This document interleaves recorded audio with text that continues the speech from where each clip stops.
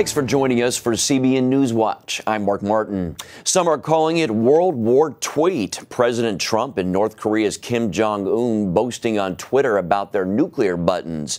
It was a weird social media moment in a dangerous standoff. Dale Hurd has the story.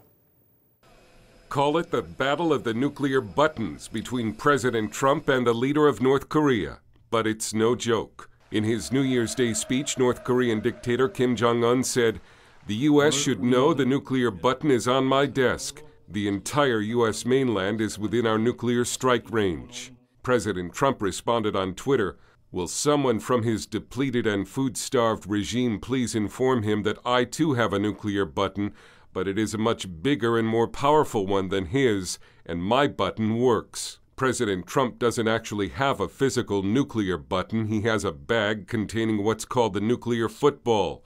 But that didn't stop Trump from teasing Kim. Despite the nuclear threat in his New Year's Day speech, North Korean experts saw important symbolism in the color of Kim's gray suit, indicating the North was softening or wanted something.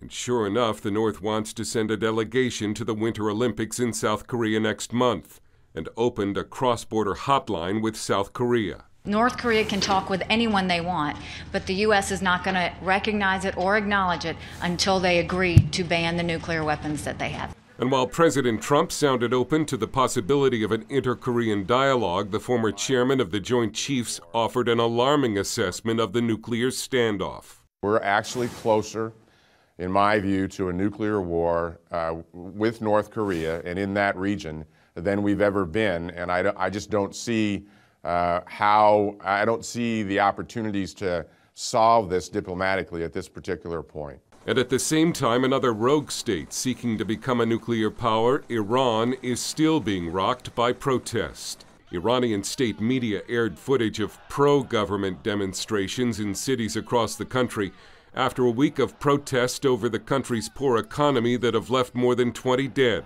The demonstrations are completely spontaneous. They are virtually in every city in Iran. This is the precise picture of a long oppressed people rising up against their dictators. The UN must speak out. In the days ahead, we will be calling for an emergency session, both here in New York and at the Human Rights Council in Geneva. We must not be silent. The people of Iran are crying out for freedom. All freedom-loving people must stand with their cause. President Trump has several key domestic issues on his plate in this election year, but both North Korea and Iran could also become dominant concerns for the president and his team. Dale Hurd, CBN News. President Donald Trump is growing impatient with Palestinian leaders who are still bitter over his decision to recognize Jerusalem as the capital of Israel. In a tweet, he says America pays the Palestinians hundreds of millions of dollars a year and gets, quote, no appreciation or respect. He also says he helped advance peace talks by taking Jerusalem off the table, which he says would have made Israel have to make more concessions. But with Palestinians no longer willing to talk peace, the president continues, why should we make any of these massive future payments to them? His words are consistent with his growing frustration with the amount of taxpayer dollars America provides to countries that readily take the cash while bashing U.S. policies. The longest-serving Republican in the Senate, a man who was an amateur boxer in his youth, is hanging up his political boxing gloves. In a video message, Utah Senator Orrin Hatch announced he will not seek re-election next year. That opens the door for a run by Mitt Romney, who Hatch has courted to become his heir. Hatch's decision was bad news for President Trump, who will be losing a staunch ally and potentially gaining an adversary. Press Secretary Sarah Huckabee Sanders says the president is sad to see Hatch go. The president certainly has the greatest and deepest amount of respect for Senator Hatch and his over 4 decades of experience in the Senate. He's particularly thankful for the senator's leadership and massive effort that he played and the role that he played in getting the tax cut and reform package passed. After tax reform passed, Hatch said the Trump presidency could go down as the greatest in history. For more than 20 years, Rainier Terhar has dedicated his life and career to serving the poor and vulnerable. In 1996, this native of South Africa moved his family to a remote corner of Africa to be a medical missionary. George Thomas traveled to Malawi for an up-close look at what life is like for a doctor trying to save lives and bring hope in less than ideal conditions. Dr. Rainier Terhar's commute to work takes just a few minutes. Sometimes at night, when they call me for an emergency, it goes a bit faster. Sure. Sometimes on the bicycle. Yeah. Dr. Terhar started as the medical director of Nkoma Hospital in Malawi in 1996. So I've worked in the West, I've worked in Canada and in South Africa and in England. But I think what I do here makes the biggest difference. As medical director, Terhar hired Dr. Catherine Hodge to solve a problem. The hospital approached me and asked me to consider opening a neonatal unit because they recognized that it was just a missing piece of the hospital care. They do what they can with the little they have. Babies sleep 5 or more to a bed. The smallest sleep in makeshift incubators. We designed this box which just has warming light bulbs underneath, and since then I don't think we've ever had a hypothermic death. Yes, even during an African summer, underweight babies die of hypothermia. Hodge was obviously the perfect person for this 2-year journey, but she had to go through an emotional learning curve along the way. A lot of grief because in the States I had never seen a child die, even once. And then with time was able to move to this new role of setting up a really heartbreaking unit, but one where there's also a lot of hope because the 33 babies that we have in this ward today would have had no chance a few years ago, most of them. To understand the magnitude of the healthcare crisis here on the African continent, you just need to look at the doctor-patient ratio. For example, in the United States, there are about 400 patients to 1 doctor. Here in Malawi, get this, there are 50,000 patients to 1 single doctor. The focus at this teaching hospital is bringing up national doctors. Daniel Chimutu started out as Dr. Terhar's gardener. My dream is to become an orthopedic surgeon. They're also currently training 300 nurses at Nkoma. Olive Simbani finished nursing school a while ago. She's been at Nkoma for more than 30 years. You know, when you've got a child who is very sick at the beginning, and then in 2-3 days' time, you find that child smiling at you, coming to you, you know, that you feel good that you have done something nice. As you can imagine, living in a rural community like this can be difficult, both at work and at home.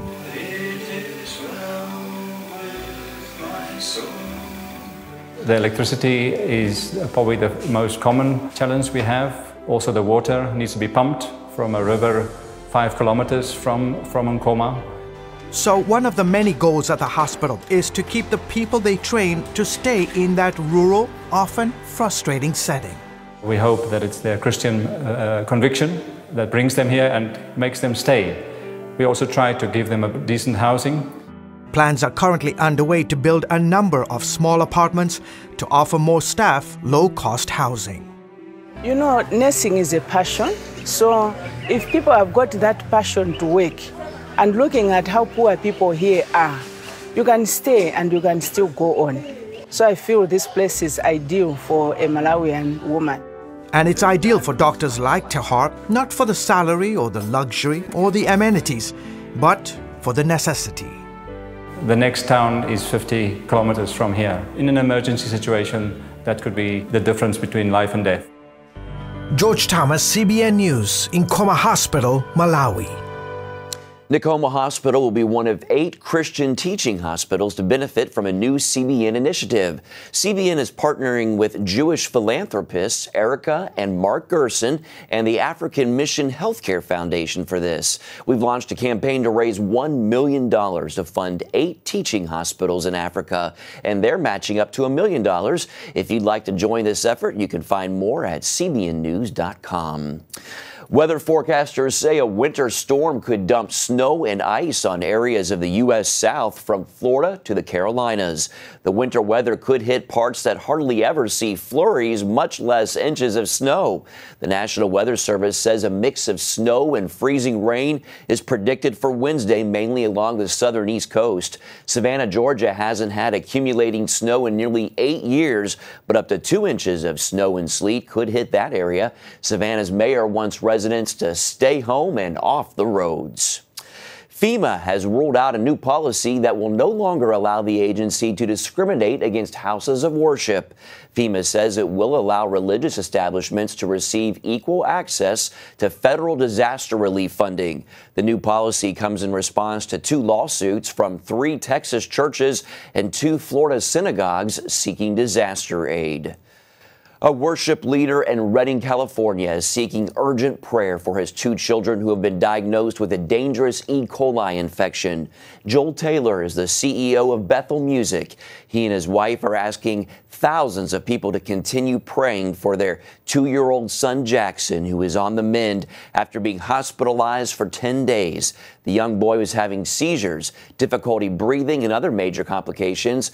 The couple's daughter was also recently admitted for the same infection. Please keep the Taylor family in your prayers. Coming up, meet the man who's building these tiny homes for the homeless, right after this.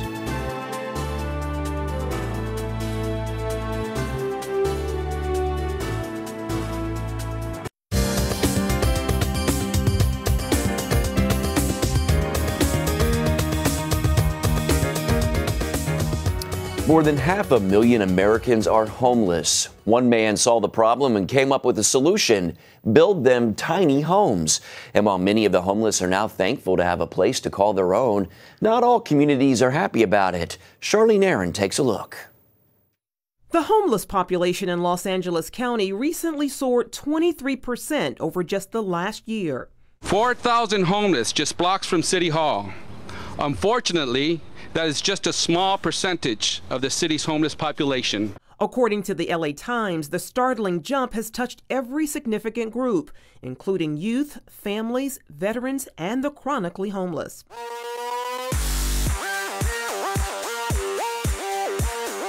In 2015, Elvis Summers, once homeless himself, started tackling the problem, one tiny house at a time.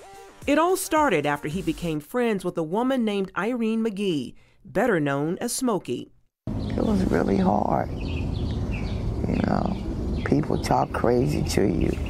Kids is mean to you. You know, talk about you. Look at that old woman pushing a basket. She had been homeless for 10 years following the loss of her husband. One day I was just like, you know, like, Smokey, I know you said you live down the street, but where? You know, exactly. And so I made her walk me down there and show me, and it was one of the houses down the street. It's like a strip of dirt next to the house and a broken chair. And she was like, I sleep over there. And I'm like, well, you know, where over there? And it's right by that chair. And I'm just, you know, it just got to me. That moved Summers to build Smokey a place she could call home, a tiny home. I just asked her, I said, you know, how would you feel if I built you a little mini house? And I love her response. You know, she said, "When's it going to be ready?" Went to Home Depot and bought $500 worth of wood and threw it on the ground and went, "Okay, let's build a little teeny house." It took 5 days to build a 3.5 by 8 foot house. Video of his helpful construction went viral. Since then, Summers has raised more than $100,000 to build more of these houses for people in his community. Each of these homes has an actual address listed on them, giving those who live here a sense of ownership and security. That's what people want, you know, just a place to rest their head. So, you know, I put an address on there to, you know, mentally help that lift. CBN News was there when Summers presented this homeless man with a place to call his own. This house right here is yours. Why don't you come and take a look? I even got some, put some Marine flags in it for you since you're a Marine. And if someone opens the window. Oh man, I love it. Oh, I love it. sorry. Oh, no, I love it. That's cool. Some local governments around the country are also using this method to help their homeless, from Chicago to Portland, Oregon, where the idea has grown to tiny house villages. But now back in LA, officials see the small houses as nuisances, with some saying they pose health and safety risks. These wooden shacks are not the real estate I'm looking for in my district, said Councilman Joe Bascano. Councilman Curran Price said, I'm getting complaints from constituents who have to walk in the streets to avoid them. Earlier this year, the city council moved to seize the homes without prior notice. Summers captured this video as 3 houses were confiscated. He managed to move 8 of them to Faith Community Church, but the people who lived in them were once again on the street. It was like watching Linus and the Peanuts, like drag the blanket away. It was heartbreaking. It was one of the worst days. Tim Chambers pastors Faith Community. It hurts my heart how the city has been taking the homes from the homeless and wanting to destroy them if they didn't have somewhere else to put them. Elvis is, and I am too, trying to see if we can get some property somewhere to be able to set these homes up and set up a homeless encampment, to be able to allow them to have a place. After months of backlash and media attention, the city is developing a process to work with nonprofit groups, including Summers, to help those living on the streets.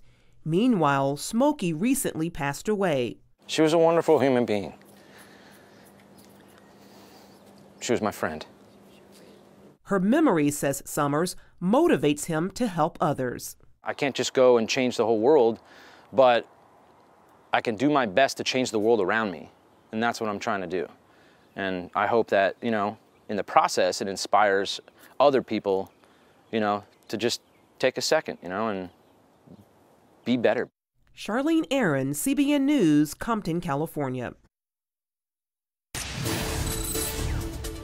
A small building in a tiny town in a remote part of the country, and yet it's the launching point for a ministry that's touching lives around the globe. See how this ministry has become a welcome port in a storm.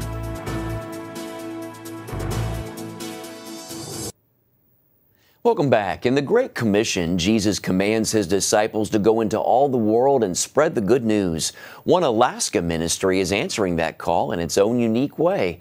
As Caitlin Burke shows us, it's located in an area where the world comes to them. Every year, more than 50 cruise ships dock in Alaska's Seward Harbor. As the passengers disembark, Pastor Scott Johnson makes his way on board. Scott and his wife Beth run the Alaska Seamen's Mission. And these massive ships serve as their mission field as they seek to reach the crew members. Seafarers ministries have been around since the early 1800s in England and other places in the world. But this one's about 30 years old. They try to meet the physical needs of seafarers by providing meals, transportation, phone cards, and the modern necessity of Wi-Fi. By addressing the physical, they can then focus on the spiritual. I think we want them to be impressed with God, with Jesus Christ and his love. So we serve them in the love of Jesus Christ. So hopefully they understand the gospel, that it's Christ and Christ alone that offers salvation. We want them to know the value of the Word of God. We want them to see the love of Jesus Christ in action. And so we want them to have a sense of drawing. God's drawing them, just using us as a means, as a vessel. It's a unique twist on the Great Commission. Jesus Christ said, go into all the world, preach the gospel, go into all the world, make disciples of all nations.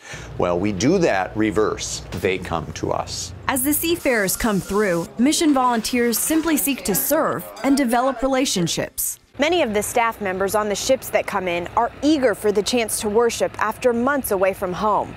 The relationships are pretty special because they don't have a home, and they're on these ships for 10 months out of the year. They work 12 to 14 hours a day, and the mission house is really their home away from home. And so when you connect with them and they have a meaningful relationship, especially when they're a believer and they're just spiritually starved and they're hungry, and you can just fellowship with them on a high level, and you're able to encourage them in the Lord and encourage them in light of eternity.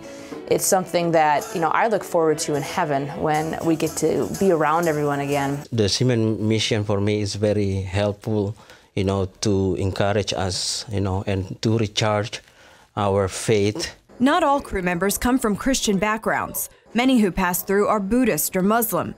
Still, all are welcome as volunteers accept each person where they are in their spiritual walk. If they reject the Word of God, and so say I share with them something, and you can just tell visibly they don't want to talk about it, or they're maybe in your face about it negatively, it's not a personal attack on me, it's their response to Jesus Christ. And if that's where they're at spiritually, the Holy Spirit's still working on them, and I can just cast them on the Lord, and they need prayer. These missionaries also work to connect with those unable to leave the docked cruise ships. I have to go sometimes to a table in the crew mess where the person's sitting all alone, and they maybe don't want to talk to me.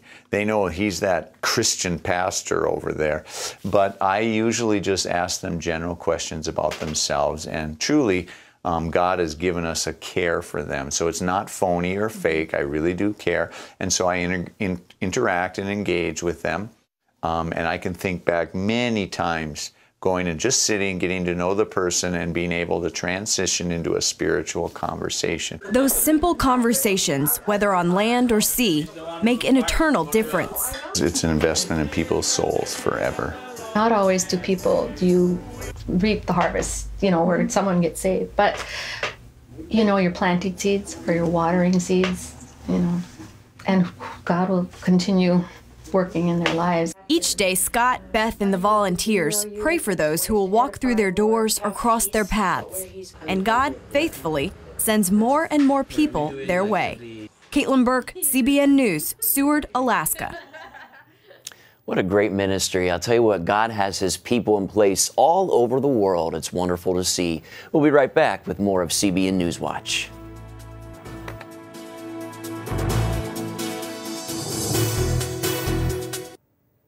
It's something no one wants to hear. A dip in the world's chocolate supply is looming. The maker of M&Ms is worried by 2050 there could be a chocolate shortage.